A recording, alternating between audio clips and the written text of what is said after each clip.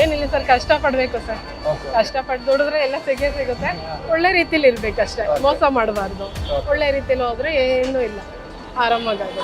ನಾನೀಗ ಮಲ್ಲೇಶ್ವರಮಲ್ಲಿ ಇರುವಂತ Shri Mookambika sweets and ಖಾರ ಸೆಂಟರ್ಗೆ ಬಂದಿದ್ದೀನಿ. ಇಲ್ಲಿ ಇಡ್ಲಿ ಸಿಗುತ್ತೆ, ಮಸಾಲೆ ಇಡ್ಲಿ ಸಿಗುತ್ತೆ, ವಡೆ ಸಿಗುತ್ತೆ, ಮಸಾಲೆ ವಡೆ ಸಿಗುತ್ತೆ, ಸಮೋಸ ಸಿಗುತ್ತೆ, ಬಜ್ಜಿ ಬೋಂಡ ಪ್ರತಿಯೊಂದು ಸಿಗುತ್ತೆ. ಅಂಡ್ ಇಲ್ಲಿ ಸಿಗುವಂತ ಪ್ರತಿಯೊಂದು ಐಟಮ್ ತುಂಬಾನೇ ಸ್ಪೆಷಲ್, ಯಾಕಂದ್ರೆ ಇವೆಲ್ಲ ಕೂಡ ಹೋಮ್ ಮೇಡ್. ನಿಮ್ಮ ಕಣ್ ಮುಂದೆ ಎಲ್ಲ ಕೂಡ ಪ್ರಿಪೇರ್ ಮಾಡ್ತಾರೆ. ಇಷ್ಟೊಂದು ಫೇಮಸ್ ಆಗಕ್ಕೆ, ಇಷ್ಟೊಂದು ಜನ ಬರಕ್ಕೆ ಏನ್ ಮೇನ್ ಕಾರಣ ಅಂತ? ನಮ್ದು ಇವತ್ತು ಎಣ್ಣೆ ಯೂಸ್ ಮಾಡಿದ್ರು ನಾಳೆ ಯೂಸ್ ಮಾಡಲ್ಲ ನಾವು. ಆ ಟೇಸ್ಟ್ ಮೇಲೆ ಕಸ್ಟಮರ್ಸ್ ಇವತ್ತರ ಅದೇ ಕ್ವಾಲಿಟಿನೂ ಅವಾಗಿಂದನೂ ಇವಾಗ ಮೇಂಟೈನ್ ಮಾಡ್ಕೊಂಡು ಬರ್ತಾ ಇದ್ದೀವಿ.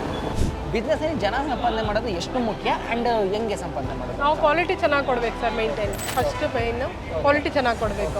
ಒಳ್ಳೆ ಐಟಮ್ ಕೊಟ್ಟರೆ ಬಂದೇ ಬರ್ತಾರೆ. ನಾವು ಯಾವುದು ಅಡ್ವರ್ಟೈಸ್ಮೆಂಟ್ ಆ ಥರ ಏನಿಲ್ಲ, ಈಗಷ್ಟೇ ಇದು ಮಾಡ್ತಾ ಇರೋದು. ನಮ್ದು ಅವಾಗಿಂದನೂ ನಮಗೆ ಕಸ್ಟಮರ್ಸೇ ಅಡ್ವರ್ಟೈಸ್ಮೆಂಟು. ಒಬ್ಬೊಬ್ರು ಬಂದರೆ ಇನ್ನು 4 ಜನನ ಕರ್ಕೊಂಬರ್ತಾರೆ ಅವರಲ್ಲಿ.